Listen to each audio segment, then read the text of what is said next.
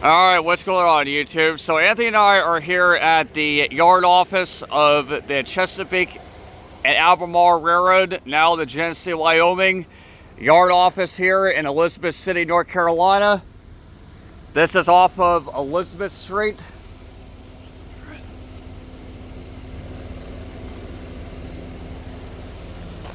And of course, we're going to get a photo / video of the vehicles that they have here. No one is out today.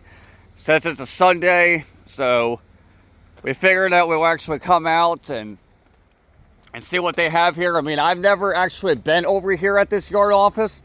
The last time I've been over here was back in the early to mid 2000s, I think it was. And I don't even think that this yard office even existed, you know, back then. I mean, as far as I know, I don't think it ever did exist back then, because that was still when it was under the Chesapeake and Albemarle Railroad name.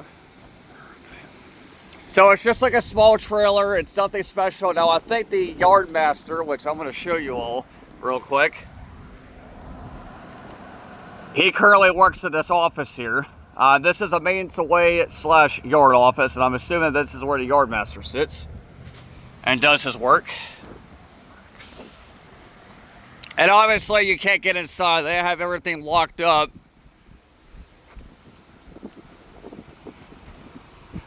Because it had such key codes, like pretty much all the modern railroads do. They do that so that people don't break in or, you know, break in the windows, steal sensitive computer equipment. So I can understand why they had that in place. And obviously, if we go in the back here, the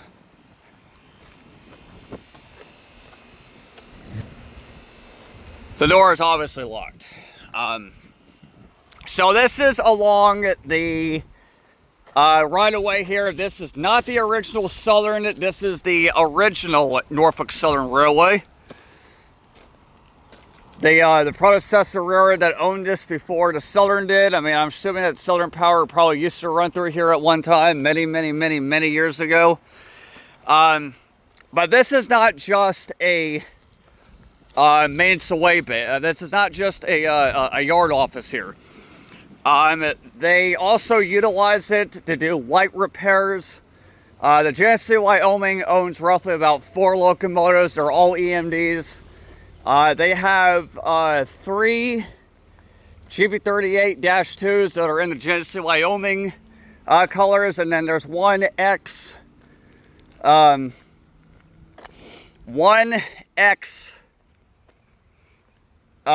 Florida East Coast GB38-2 that they have had in their fleet for a while. But they also use this to do light repairs, and I guess that if there's any heavy repairs that needs to be done, they'll probably have to take them out west to get repaired. But they just basically do light stuff. I mean, they obviously put water for these locomotives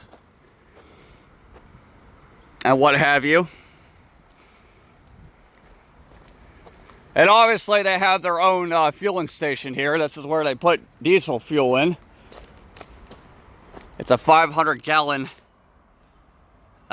limit, I think, is how much they can have for diesel fuel. But yeah, they'll sometimes park the engines here and do what they need to do to repair them. And this is a small canopy, I guess, to protect the units from the elements, but also so that if the crews need to work in the locomotives, they won't be caught in the rain. Because obviously, any kind of electrical equipment that they have here could interfere with the rain and cause an electrical short, and could end up hurting the crews. So that's why they have the mains people that come out here to work on the locomotives. They also used to have an old GP7, I think it was, but they retired that. And it used to be parked somewhere down this crossing here, but they no longer have it here. But they weren't able to use that locomotive anymore because they could not find parts for it. So it basically was abandoned and, of course, retired. So we are going to go down to Ahoskie because they have another yard office down there in Ahoskie. So that's roughly about 53 miles away from here. So we may check that out as well. So stay tuned. Thanks for watching.